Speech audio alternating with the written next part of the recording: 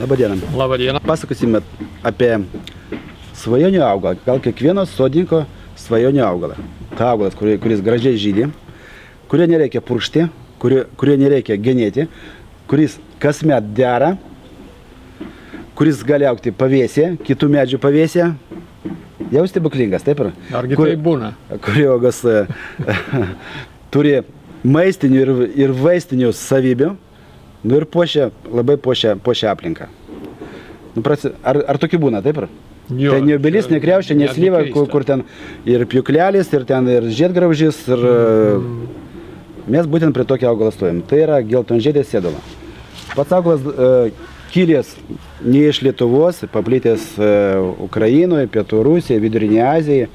Ir tai yra augalas, kuris labai gražiai žydi balandžio mėnesį, apie 3 savaitės, ryškiai geltonai ir todėl vadinamas geltonžiedė sėdula.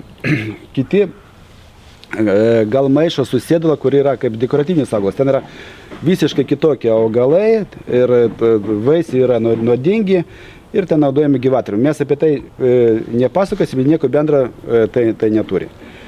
Pirmiausia sėdula, tai yra kaulavaisis. Dabar viduje yra ovalinis kauliukas ir mes dabar stovim prie laukinio augalo, kurio vaisiai yra raudoni, kadangi laukiniai augalai, vaisių spalva visada yra raudona. Vėliau papasakim, kuo skiriasi, pavyzdžiui, kultūrinis veislis. Ir vaisiai noksta rugsėjo pradžioj.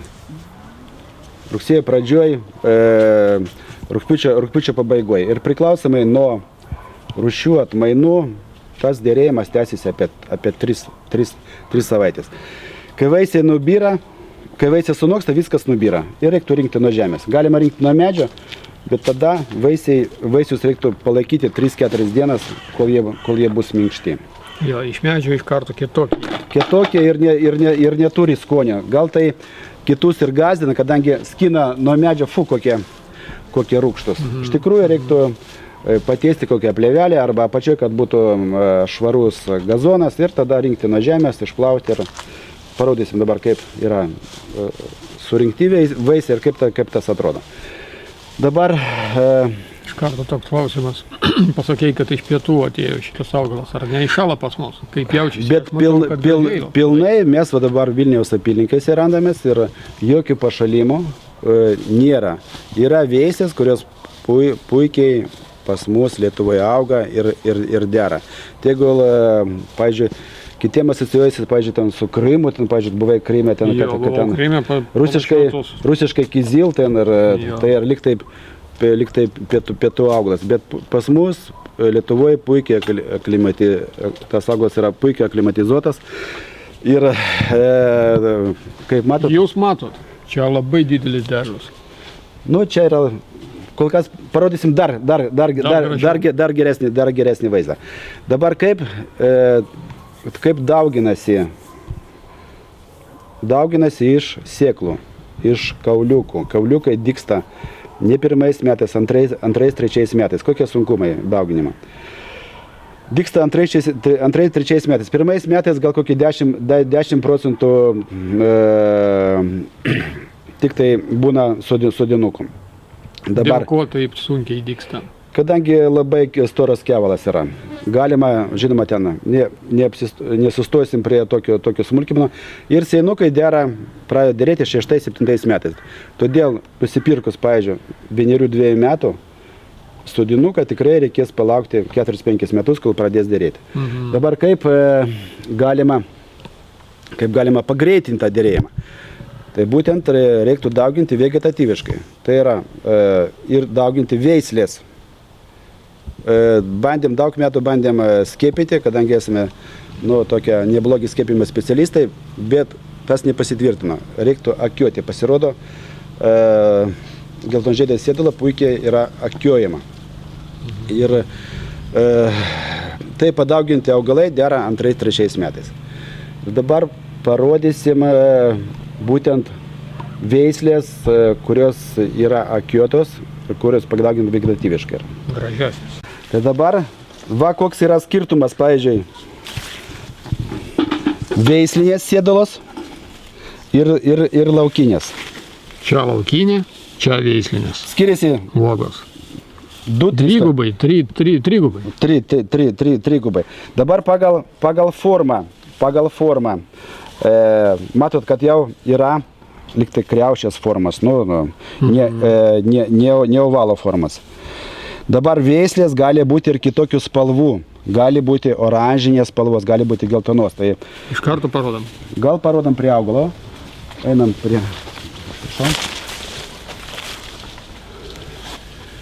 Ir yra oranžinės spalvos. Dabar šitą atmainą noksta greičiau ir jinai yra ankstyva. Vadinasi, galima turėti sėdulos medžių, arba kaip pavadinti, arba krūmų, augalų, skirtingo ankstyvumo. Pavyzdžiui, nuo rugpjūčio pabaigos iki rugsėjo pabaigos. Dabar tokios spalvos vaisiai labiau tinka valgymui. Jie desertinės. Desertinės, kadangi uogienė būna tokia neriški, pavyzdžiui, jeigu užpilti stipriais gėrimais, irgi tokios spalvos nėra, kompotas irgi, bet ryškiai raudonos spalvos duoda, pavyzdžiui, ir kompotas būna labai gražus ir užpiltinė būna labai graži. Pernai padariau uogienį šitų iš geltonų, tai uogienė puikiai. Koks skonis, ypatingas skonis. Ir iš oranžinio, ir iš geltonus valgyti. Iš oranžinio, jo. Dabar uogienė verdama su kauliuku. Ir sėdulos uogienė su kauliuku yra delikatesas. Tikras delikatesas, ypatingas skonis. Rusai sako, kizilovė varenė с косточкой, delikatesas. Jo. Dabar uogas galima valgyti šviežiai, galima virti uogienę, galima sūdyti, galima džiovinti ir daryti tokį kaip ir obuolių, sėdulos sūrį. Be abejo, vitaminai gerai išsilaiko užpilus, pavyzdžiui, 65 laipsnių spiritų ir tai gaunasi karališka užpiltinė, kur aromato visos vasaros surinkti visi aromatai. Nepropaguosim. Jo, nereikia. Dabar apie patį augalą. Matot, kad čia du augalai auga kriaušės pavėsyje, Putino pavėsyje, obels pavėsyje. Tai jeigu yra kiti augalai, jiems bus mažai saulės. Tai yra visapusiškas augalas, kuris gali augti kitų medžių pavėsyje. Dabar kokie reikalavimai? Pirmiausia, kad mėgsta drėgmę, vadinasi, patį pomėdį geriau užmulčiuoti. Tai gali būti nupjauta žolė. Galima ten iš... Parodyk pomėdį. Kad švarus. Tai arba medis, arba daugia kamienis krūmas. Nėra prasmės kaip medį auginti. Vienu žodžiu, matot, jokio genėjimo, nėra visos šakos dera. Ir vidury kronos vainiko. Dabar parodysiu medelį, kuris yra skėpėtas. Skėpėtas apie 50-60 cm aukštyje. Todėl, kad atkeliavo iš mūsų medelino. Va šitoje vietoje yra skėpėtas. Ir dabar čia yra sėdula oranžinės vaisiais. O būna dar veislių grinai geltonais vaisiais. Dabar svarbiausia dar nepasakėm tokios pastabos, kad tai yra kryžmadulkis augalas. Tai reiškia, kad gerai derėtų, reiktų dviejų skirtingų augalų. Tai gali būti du skirtingi seinukai. Tai gali būti seinukas ir kultūrinė veislė arba dvi skirtingos kultūrinės veislės. Tai yra svarbiausia sąlyga. Dažniausiai klaida. Vienas krūmas, vienos veislės nederės. Taip? Nederės. Arba bus pavienės uogos arba ne vienos. Ir tai yra dažniausiai klaida, kurią daro sodininkai. Tas, kas parduoda, nepasakė, tas, kas nusipirko, nežinojo ir galų gale žmonės nepatenkinti ir ir žinoma, kita pastaba, perkant seinuką, pavyzdžiui, jeigu ten perkat 20-30 cm seinuką, jeigu jūs esate jaunas, 20 ten jums keli metai, jūs galite palaukti kelis metus. Geriau ieškoti augalų arba jau paaugintų, kur yra jau žiediniai pumpurai, toj parodysiu, kaip tas atrodo. Va, matot, tos pumprus mes metame dabar jau rugsėjo pradžioj. Tai va, žiediniai pumpurai. Ir tokia perkant sodinuką, pavyzdžiui, paauginta, kad nebūtų klausimų, kada pradės derėti, mes parodom.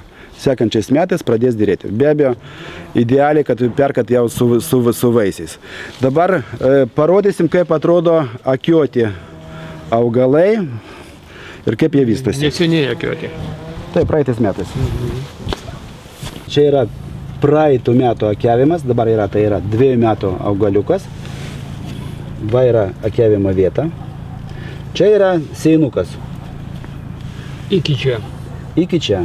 Jeigu nieko nedarius, tai reiktų laukti 6-7 metus, kol jis pradėtų derėti. Ir vaisiai būtų visada raudoni, mažesni ar didesni. Taip. Ir dabar toks augalas, matot, jau sukrovė žiedinius pumpurus ir sekančiais metais jis duos jau pilną žydėjimą jau. Pilną žydėjimą ir tokio. Kažkiek jau uogų bus. Kažkiek tai uogų. Ten nebus ten kibiro, bet keletą didelių saujų. A čia šių metų akiavimas ir dar reikės palaukti porą metų, kol iš šito augaliuko išaugs gražus sodinukas. Nu, kiti augalai atitinkamai. Nu, va, žiūrėk, dar va, vienas augalas. Va.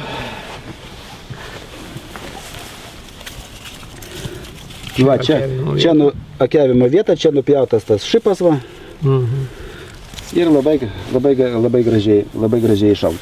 Dabar žinoma, akiuoti galima įvairiam aukštį ten. Ir sprindžio aukštė, ir aukštai, jeigu norim stebinį medelę. Nu ir be abejo, neslėpsim, kad galima įdėti 2 akutės skirtingų veislių. Jo klausimas vis dėlto, jeigu vienas augalas, galima padaryti taip, kad jis vis dėlto derėtų. Taip, ir mes tokio augalų po truputį platinam, kad būtų raudonais vaisiais ir oranžiniais. Žinoma, ten šaudimas ne visada pavyksta, kad iš pirmo karto, bet dalis augalų prigyja su 2 akutėm. Ir tada užtenka vieną augalą. Dabar atstumai tarp augalų, jeigu sodina, tai kokie 3 metrai tarp atskirų augalų. Nėra vietos, tai galima sodinti vieną duobę, 2 skirtingus augalus ir, pavyzdžiui, supinti tokį kaip arba kasytį, arba kokią spiralę. Vienu žodžiu, bet būtinai reikia 2 augalų. Be abejo, 3-4 augalai, kaip daleiskim šitam sode, tai būtų dar geriau. Nu dabar ką parodysim? Šios dienos derlių. Šios dienos. Nu tai va, laukinės sėdulos vaisiai ir kultūrinės. Nu ir va dabar oranžinės vaisiais. Matot, kaip skiriasi ir ankstyva veislė, vėlyvesnė, nu būtent laukinė.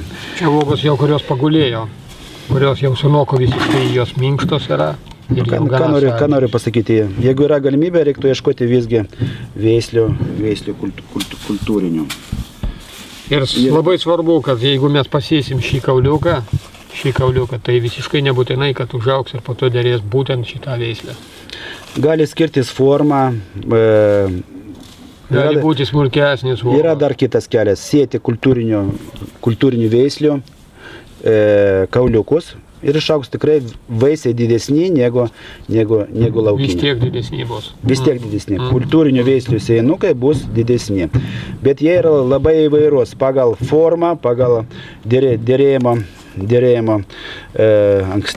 ankstyvumą. Praktiškai aš galvoju, kad mes atsakėme tą klausimą, kad ką žadėjom, kad